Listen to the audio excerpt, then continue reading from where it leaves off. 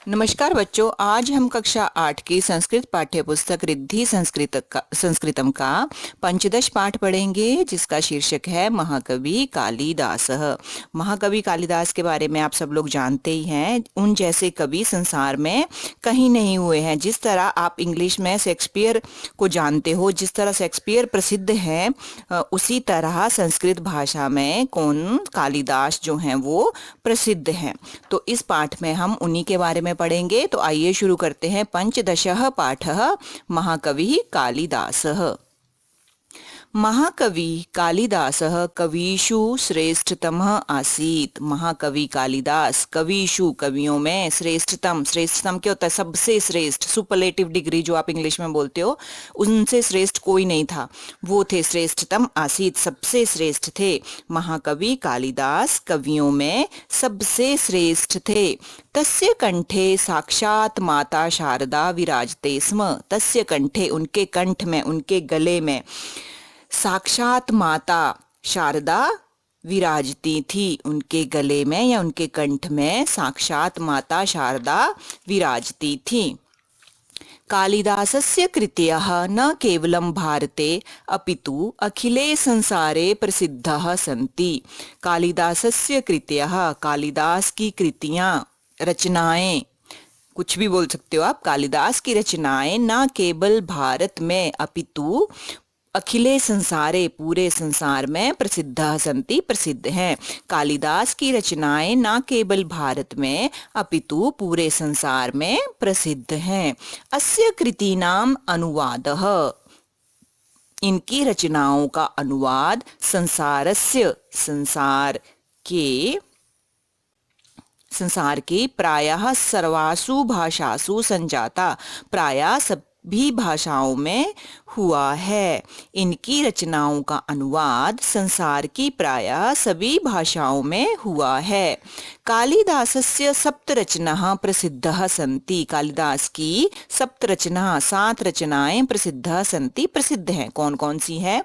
रघुवंशम, कुमार संभवम च इति महाकाव्य द्वयम। तो जो महाकाव्य हैं कौन कौन से हैं? रघुवंशम, इसको रघुवंशम ही बोलना है, रघुवंश नहीं कर देना है। रघुवंशम और कुमार संभव, 2 महाकाव्य। ऋतु संहारम मेघदूतम च इति खंड काव्य द्वयम। ऋतु संहार और मेघदूत 2 खंड काव्य। अभिज्ञान शकुंतलम विक्रमो उर्वशीय मालविका अग्निमित्रम च इति 3 नाटकानि। अभिज्ञान शकुंतलम, विक्रमोर्वशीय और मालविका अग्निमित्रम, 3 नाटक। तो ये टोटल कितने हो गए? 7। कौन कौन से? रघुवंशम और कुमार संभव 2 महाकाव्य। ऋतु संहारम और मेघदूतम 2 खंड काव्य। अभिज्ञान शकुंतलम, विक्रमोर्वशीय और मालविका अग्निमित्रम 3 नाटक। ये टोटल हो गए आपके 7। इनकी ये 7 रचनाएं बहुत फेमस हैं, बहुत प्रसिद्ध हैं। महाकविः कालिदासस्य विषये अनेकाः कथाः प्रसिद्धाः। महाकवि कालिदासस्य विषये, महाकवि कालिदास के विषय में अनेकाः कथा, अनेक कहानियां प्रसिद्धा सन्ति, प्रसिद्ध हैं। तासु, उनमें से एका कथा इत्थम वर्तते, उनमें से एक कहानी इस प्रकार है। उनके बारे में क्या है? बहुत सारी कहानियां प्रचलित हैं, तो इस चैप्टर में एक कहानी आपको यहाँ पे बताई हुई है। महाकवि कालिदास के विषय में अनेक कथाएं प्रसिद्ध हैं, उनमें से एक कहानी इस प्रकार है, या एक कहानी का वर्णन इस प्रकार है। एकदा कालिदासः नृपः विक्रमादित्यस्य आज्ञया अन्यं राज्यं शास्त्रार्थं गच्छति स्म। एक बार कालिदास नृप, राजा विक्रमादित्य, नृप क्या होता है? राजा, राजा विक्रमादित्य की आज्ञा से अन्यम राज्यम, दूसरे राज्य में, शास्त्रार्थम गच्छति स्म, शास्त्रार्थ करने के लिए गए। तदा तस्य मनसि विचारः आगतः, तस्य मनसि, तब उनके मन में विचारः आगतः, विचार आया, यत् कि कोऽपि शास्त्रार्थे माम जेतुम न शक्नोति, कि कोई भी शास्त्रार्थ में मुझसे जीत नहीं सकता है। कि तब उनके मन में विचार आया कि कोई भी शास्त्रार्थ में मुझसे जीत नहीं सकता है। अहम तो सर्वज्ञाता अस्मि, मैं तो सब कुछ जानने वाला हूँ, या फिर मैं तो सर्वज्ञाता हूँ। सर्वज्ञाता क्या होता है? जिसको सब कुछ पता होता है, सब कुछ जानने वाला। मैं तो सर्वज्ञाता हूँ। मार्गे गच्छन् सः एकम वनम प्रविष्टवान, वन में उन्होंने मार्ग में जाते हुए, मार्गे गच्छन् मार्ग में जाते हुए, सह एकम वनम पृष्ठवान, वह एक वन में प्रविष्ट हुए। मार्ग में जाते हुए वह एक वन में प्रविष्ट हुए। सह तत्र पिपासाम अनुभूतवान, सह तत्र पिपासाम अनुभूतवान, उन्होंने वहाँ प्यास को अनुभव किया या उन्हें वहाँ प्यास लगी, एक ही बात है। सह तत्र पिपासाम अनुभूतवान, उन्होंने वहां प्यास को अनुभव किया। वने सहा सर्वत्र जलम अन्विष्टवान किंतु कुत्रापि जलम न प्राप्तम, वने सह सर्वत्र, वन में उन्होंने सब जगह जलम अन्विष्टवान, जल खोजा, जल की खोज की, किंतु कुत्रापि जलम ना प्राप्तम, परंतु कहीं भी जल प्राप्त नहीं हुआ। वन में उन्होंने सब जगह जल खोजा किंतु कहीं भी जल प्राप्त नहीं हुआ। सह श्रांतः जातः जातः, वे थक गए। श्रांतः जातः क्या होता है? थकना। सह श्रांतः जातः, वे थक गए थे।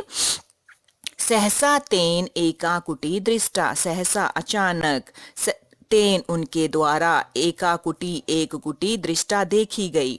सहसा अचानक उनके द्वारा एक कुटिया देखी गई, या अचानक उन्होंने एक कुटिया देखी। सह तत्र गत्वा अवदत्, वह वहां जाकर बोले। गृहे कश्चित अस्ति वा, क्या घर में कोई है या नहीं? गृहे कश्चित, घर में कोई है या नहीं? घर में कोई है या नहीं? एका वृद्धा महिला कुटीता बहिर्आगतः, एक बूढ़ी महिला कुटीता, कुटिया से बहिर्आगता, बाहर आई। कालिदासः अवदत्, कालिदास बोले। अहम पिपासितः अस्मि, मैं प्यासा हूँ। कृपया जलम पायतु, कृपया मुझे जल पिलाओ। मैं प्यासा हूँ, कृपया मुझे जल पिलाओ। तदा वृद्धा अपृच्छत, तब बुढ़िया ने पूछा, वृद्धा ने पूछा।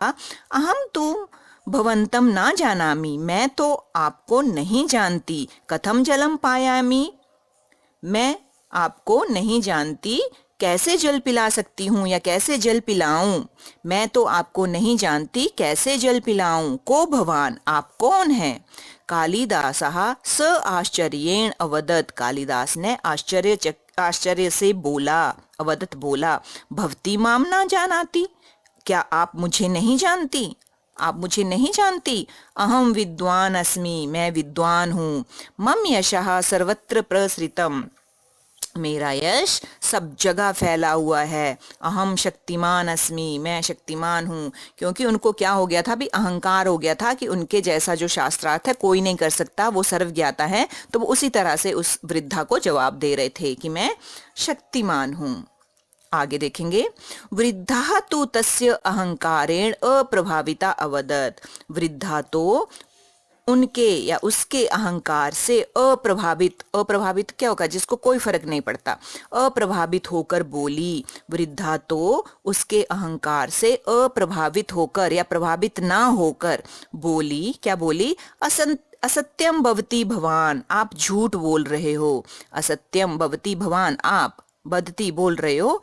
असत्यम, आप झूठ बोल रहे हो। संसारे शक्तिमान द्वयमेव, कि संसार में दो ही शक्तिमान हैं। द्वयम एव ही, दो ही, संसार में दो ही शक्तिमान है।